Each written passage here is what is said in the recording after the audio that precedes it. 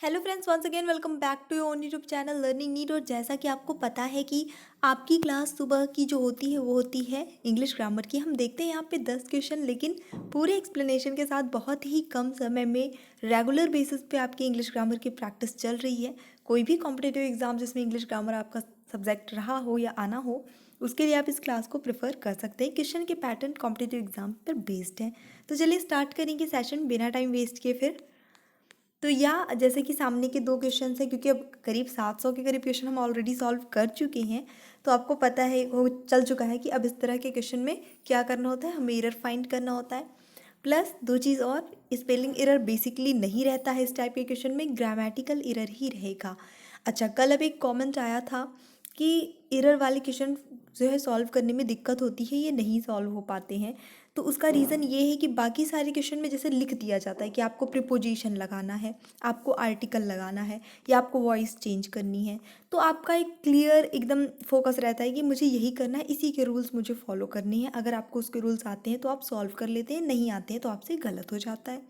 But इस type के question में सिर्फ लिख दिया जाता है कि एरर फाइंड करिए। अब ये एरर पार्ट्स ऑफ इसमें फिगर ऑफ स्पीच सॉरी में हो सकता है, पार्ट्स ऑफ स्पीच में हो सकता है, किसी भी वर्ब की फॉर्म में हो सकता है, आर्टिकल में हो सकता है, प्रीपोजिशन, मतलब किसी भी ग्रामर की किसी भी चीज़ पर ये मिस्टेक हो सकती है। तो यानी आपको हर एक चीज़ पता हो और आप हर चीज़ को बारीकी से देखें, तभी आप इस क्वेश्चन को सॉल्व कर पाएंगे। इसीलिए मैं प्रैक्टिस आपको ज़्यादा से ज़्यादा ऐसे क्वेश्चन की कराती हूँ, यहीं से पता चलेगा कि ग्रामर आपकी कितनी तेज है। खैर, बहुत टाइम वेस्ट कर दिया, चलिए देखते हैं। Time the concert ended, the crowd clapped and cheered enthusiastically. Okay, कहने का मतलब यहाँ पे ये है कि जैसे ही जो कंसर्ट था वो ख़त्म हुआ, तो जो भीड़ थी उसने क्लैप करना और चीयर करना स्टार्ट कर दिया पूरे शिद्दत के साथ, मतलब एकदम से। अभी आपको यहाँ पे एरर बताना है ग्रामेटिकली। बहुत ही सिंपल सा एरर है और साफ साफ दिख रहा है। तो बिल्कुल यहाँ पे ऑप्शन नंबर ए जो है वो गलत है। बाय द टाइम होगा हमेशा, स्टार्ट हम करते जैसे जिस समय कंसर्ट ख़त्म हुआ, एंड हुआ, जब ऐसा सेंस आ रहा है तो वहाँ आप टाइम से स्टार्ट नहीं करते हैं sentence, by the time use करते हैं। ठीक है, तो टाइम के पहले हमें क्या लगाना है, बाय द टाइम। ओके, देखेंगे next. When I heard footsteps behind me, I was being scared that I would be attacked. यानी कि जब मैंने सुना मेरे पीछे किसी की कदमों की आहट मैंने सुनी, तो मैं डर गई कि कहीं मुझ पर कोई हमला ना हो जाए। ऐसा हमला हो सकता था या हमला हो जाए, ऐसा करके। अब आपको बताना है ग्रामेटिकल एरर।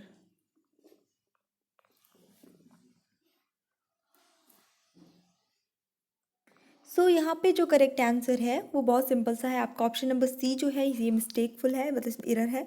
बीइंग नहीं यूज़ होगा, बाकी सब ठीक है। आई वॉज स्कैर्ड, मैं डर गई थी, ठीक है, मैं डरी हुई थी। बीइंग का यूज़ यहाँ पे नहीं होगा। क्लियर, देखेंगे नेक्स्ट क्वेश्चन। और इसके रूल्स भी मैं आपको कई बार बता चुकी हूँ, फिर भी कोई बात नहीं, अगर आपने प्रीवियस क्लास मिस कर दी है तो सुपर टिप 2020 नाम से प्लेलिस्ट बनी है, वहाँ पे जाके आप चेक कर लीजिएगा।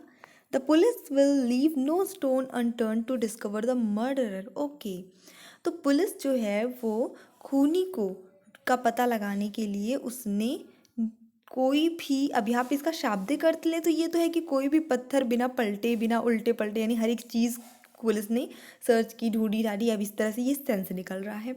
नो स्टोन अनटर्न्ड शाब्दिक अर्थ लेंगे तो आपको लगेगा कि पत्थर है, अनटर्न्ड मतलब बिना पलटे, है ना, ऐसा करके हो जाता है। नो मतलब नहीं या कोई नहीं, ऐसा करके। अब यहाँ पे लेकिन इसका आपको सेंस निकालना है, इसका अर्थ क्या होता है, सेंस क्या होता है, क्योंकि ये एक आइडम एंड फ्रेज है और आइडम एंड फ्रेज हमेशा अपने शाब्दिक अर्थ से कुछ भिन्न प्रकट करते हैं। Turn every stone, investigate thoroughly, make no commitment, invest a large sum और make no excuse.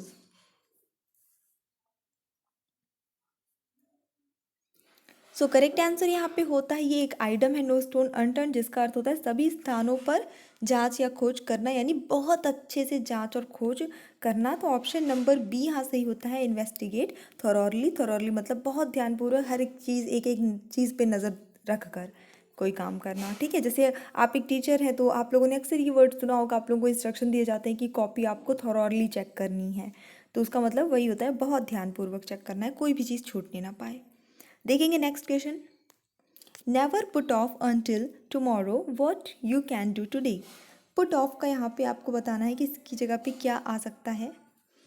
Never put off until tomorrow what you can do today.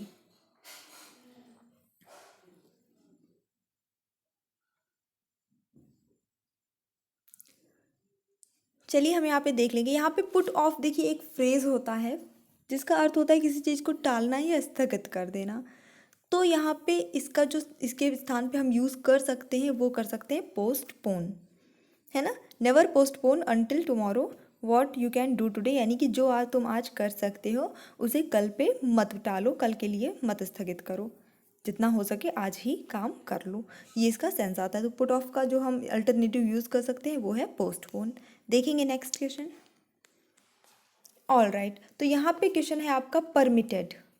Permitted और ये आपका शॉकिंग, इन दोनों ही वर्ड्स में आपको मोस्ट सिमिलर मीनिंग जो express कर रहे हैं, यानी कि सिनोनिम जो है, समानार्थी शब्द है, वो बताने हैं। परमिटेड ये एक वर्ब है, अर्थ होता है इसका अनुमति देना। परमिट का एक्चुअली अर्थ होता है अनुमति देना, किसी चीज़ के लिए परमिशन देना। यहाँ पे इसका पास्ट फॉर्म यूज हुआ है। फटाफट से देखिए options. Forbidden, pressed, allowed, sent, forced. तो काफ़ी आसान था ये वाला। अलाउड हो जाएगा, किसी को अलाउ करना, परमिशन देना, ठीक है, आज्ञा देना, किसी चीज़ के लिए अनुमति दे देना।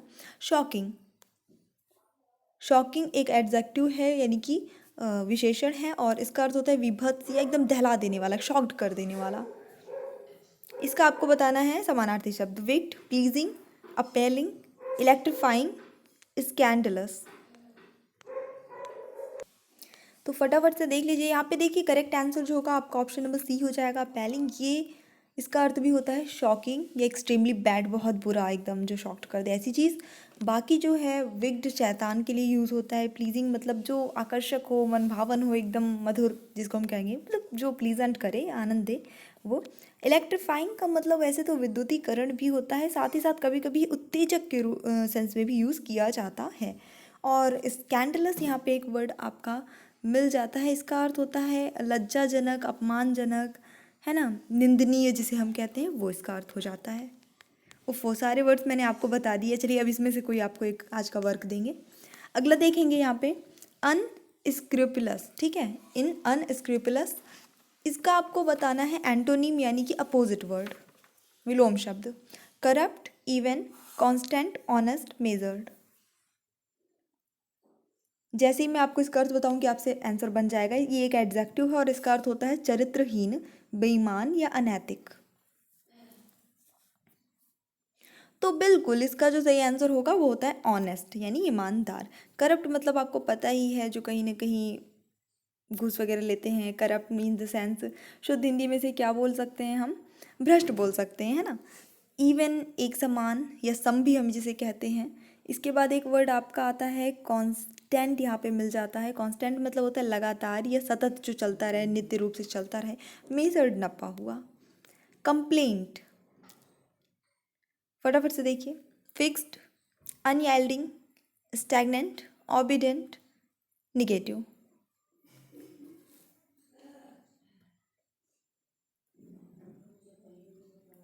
तो यहाँ कंप्लेंट जो है ये इसका अर्थ हो जाता है, ये वो शिकायत वाली कंप्लेंट नहीं है, इसका अर्थ हो जाता है आज्ञाकारी, नमनशील या स्वीकृत, ठीक है। अब यहाँ पे जो ऑप्शंस हैं वो देख लीजिए आप फटाफट से। तो जाहिर सी बात है कि इसका अपोजिट हो जाएगा अनयील्डिंग, ये इसका करेक्ट आंसर हो जाता है। अब यहाँ पे देखिए ये एक एडजेक्टिव होता है, ये भी एडजेक्टिव ही है, इसका अर्थ है इनफ्लेक्सिबल, जो चीज़ हो। अब यहाँ पे बाकी के वर्ड्स बहुत इजी हैं, लाइक फिक्स्ड और निगेटिव और ऑबिडियंट। तो आपके लिए आज का वर्ड जो है वो है स्टैग्नेंट। इसका अर्थ आपको हालांकि पहले भी हम लोगों ने डिस्कस किया है, अगर याद है तो कमेंट करके बता दीजिए, और नहीं याद है तो पता करके बताइए कमेंट सेक्शन पे। थोड़ी सी मेहनत करिए, और मेहनत करना बहुत ज़रूरी है आगे बढ़ने के लिए, खासकर इस फील्ड में। चलिए देखेंगे next question. In India, more than 70% people are blank illiterated. Illiterate, not illiterated.